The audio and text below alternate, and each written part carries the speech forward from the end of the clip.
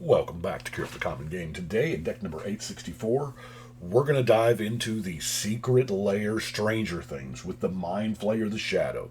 Now, this was the easier one of the 5 decks to build, 4 or 5, however many there are, because it is mono black. And this is quite an interesting card. By the way, if you look this card up on like Scryfall or EDHREC or most of the websites, it will appear upside down. It's beautiful. Beautiful flavor. Anyway, for 7 mana, we get a legendary enchantment creature horror that's not a 9/9. Well, it is, but it isn't. It's not a creature unless you control 3 or more permanents that you don't own. That's a tall order since there's no blue allowed in this deck. Blue is normally the stealing color, you know. At the beginning of your end step, exile the bottom card of each opponent's library face down, so they don't get to see it. For as long as those cards remain exiled, you may look at them, you may cast permanent spells from among them, and you may spend mana as if it may have any color. The important distinction there is you may cast permanent spells. The lands are dead. If you get lands, then they just stay exiled because you can't cast a land, you play a land. So, if that one word was different, it would have made it a lot easier, and I think that's the reason why they didn't do it. So, we've got a 7 mana enchantment to start off with, and then eventually, the Mind Flayer will steal you enough stuff, or give you access to enough stuff, that it'll turn into your 9/9 beater. I played this deck once. I lost with it, but I did have 2 Soul Rings in play, so hey.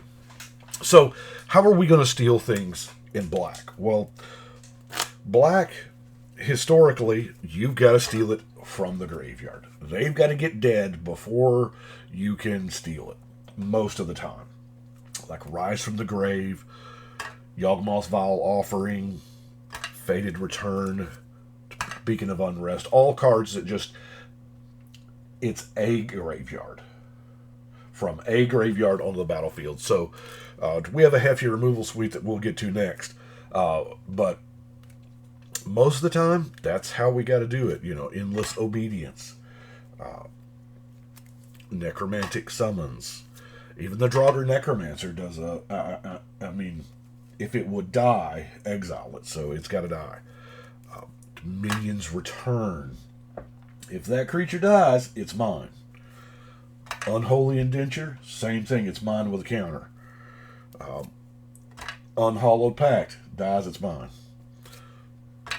Eldest Reborn, from a graveyard. This, I mean, how many times are...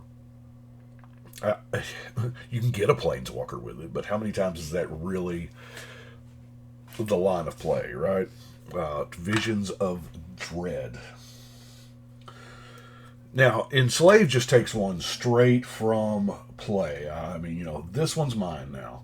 And you're going to take a point at every upkeep just because.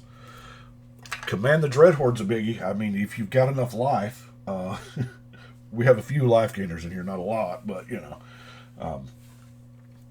Scrounge. Scrounge is a weird card that most people don't know that exists.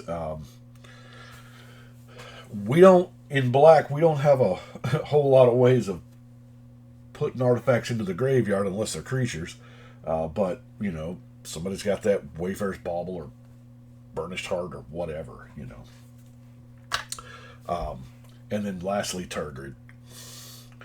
The RC made a pass at this on the last BNR update, so it doesn't appear Turgid's in any danger of being banned, so I threw one in here because it fits. I mean, it does. It just, whenever an opponent sacrifices a non-token permanent or discards a permanent card, you may put that card from a graveyard. Now, they have to sacrifice it. You can't just kill it. So, we have our boys, Slum Reaper, Fleshbag Marauder, Merciless Executioner, Demon's Disciple, where they all sacrifice a thing. Innocent Blood makes everybody sacrifice. Oh, I forgot the Plague Crafter in there. It's another sacrifice outlet. But then we have just a good old-fashioned removal, you know. I said the life gain a little bit, which is pretty much corrupt and tendrils of corruption. Fairly decent mono black decks. Of course, Doomblade, Infest, Feed the Swarm, Cast Down, Massacre Girl, which this is a board wipe. I mean, it is. And then Extinguish All Hope. And then lastly, one of my personal favorite removal cards, the Royal Assassin. This thing came down on turn 3, and you know what? It halted a lot of stuff. Vigilant creatures were the only things doing anything. It'll, yeah. So anyway, let's get to our mana production, shall we? We have, you know, Dark Ritual, Wayfarer's Bauble, of course, the Soul Ring, Mannequin, Charcoal Diamond, Worn Power Stone, Leaden Mirror. I kind of like the, in order to get what I feel is enough ramp in a deck for monocolor, you have to use the artifact guys, the artifact creatures. And, I mean, they're not bad. Hedron Archive, Seer's Lantern, Liquimetal Torque, Burnished Heart, Dreamstone Hedron, Sisay's Ring, and most importantly, Bontu's Monument. Because cast a creature, each opponent loses one, and you gain one, on top of your Fleshbag Marauder trigger. That's a heck of a board presence to be in. Now, card draw. Wow, we have 7 card draw spells. It's life for cards. You know how it works.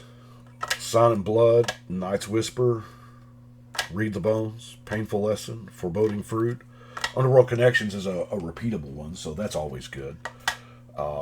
Siphoned Mind. It's a beautiful card in Commander. Everybody discards, you draw. There's no life loss. Win Con. Oh, yeah.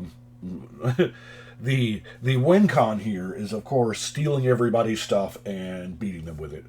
And we also have a 9/9, you know, just chilling to boot. And that 9/9 can get rather large with either the Lash Wrath or the Stratus Scythe.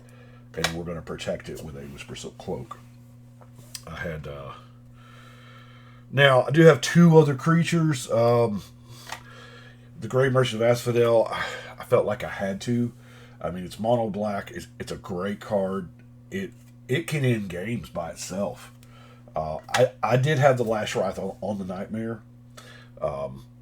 Melissa Benson's Nightmare is Nightmare. I'm sorry.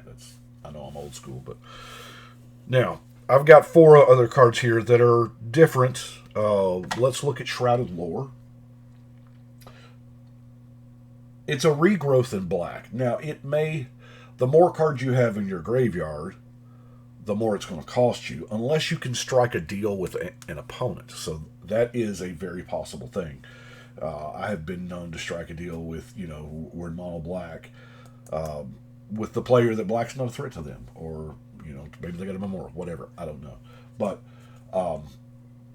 it's decent. It's color shifted from Forgotten Lore, the green one, in I believe it was the Ice Age era somewhere. Despise. You choose a creature planeswalker. That player discards a card. 1 mana. 1 mana.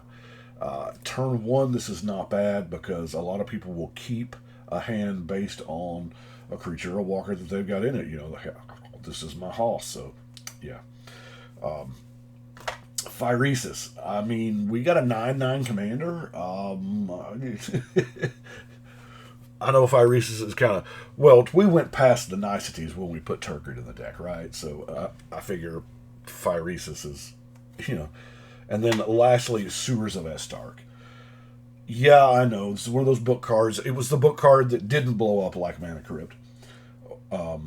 Not as popular as Arena, but if target creature is attacked, it cannot be blocked till end of turn. If target creature is blocking, yet all creatures it blocks do no damage during combat. So it is a decent Hail Mary. And it's a very obscure card. That's what appeals to me a lot.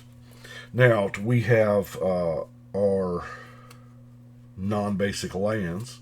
The 3 cycle lands, of course, the Barren Moor, Polluted Mire, and Desert of the Glorified. Got to have that Reliquary Tower. Rogue's Passage, if we want to get in there with anything.